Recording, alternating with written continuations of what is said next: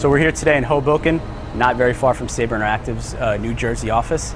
And if you didn't know, Hoboken is the birthplace of Frank Sinatra.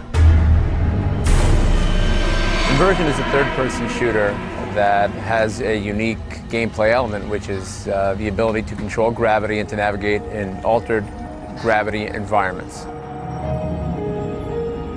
What Sabre likes to do as a company is we like to try to find cool technical ways to innovate and then see how we can make cool gameplay flow from it. When we started designing Inversion, we wanted to take an already established genre and sort of put our own spin on it. So in the case of Inversion, we were really focused on utilizing physics, and in our opinion, the best way to utilize physics was through gravity control. In the single-player campaign, you play as Davis Russell. He's a cop. Davis Russell is just a policeman with a wife and a kid and a life. On a routine day, he's out with his partner, Leo Delgado, and on the way home, just this incredible thing happens. Vanguard PD, hands up! Drop your weapons! We don't know who the invasion is from. We don't know who these people are. Citizens are running down the street, there's big explosions, they're just completely puzzled. Parts of the ground are being lifted up into the air, and we don't know exactly what's happening to the world around them as gravity starts to shift and change in strange ways. So you can also play the game if you're the second player as a guy named Leo Delgado.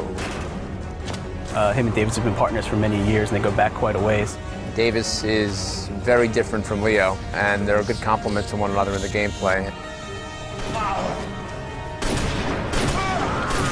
The enemies are called the Lutadors. Davis and Leo really aren't sure where they've come from.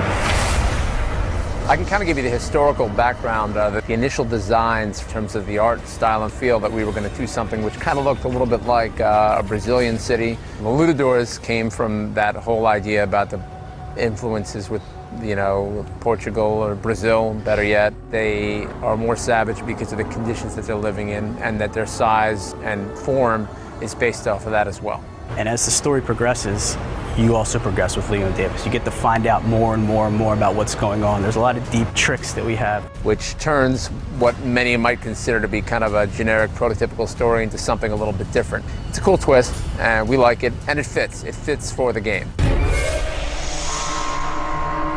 Gravity as a weapon was just something that we thought would be very fun. In a third-person game, you have your guns, you have your grenades, you have all your standard stuff everyone's seen before. And we've used that as a springboard to explore the second element, which is really the core element of the gameplay, which is gravity. What we thought of was this GravLink device. This GravLink device gives you the opportunity to do a bunch of different things. You can use the GravLink and shoot a projectile of low gravity, which will create sort of a low gravity orb. So you can increase gravity, making things heavier, making things collapse.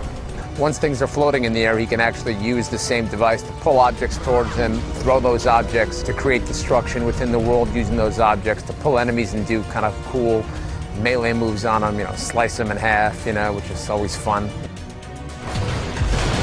Come on, move it! There's things that we didn't even know the player can do until we started playing around with gravity within the course of the game. You know, you want to get to use them, you want to learn them, and sort of become really intimate with these things, because they're going to help you out. And because we're using realistic physics to simulate everything we're doing in the game world, there's no limits to what can be done. So I think people are going to be doing things that we didn't expect, and we're going to be surprised by them as well.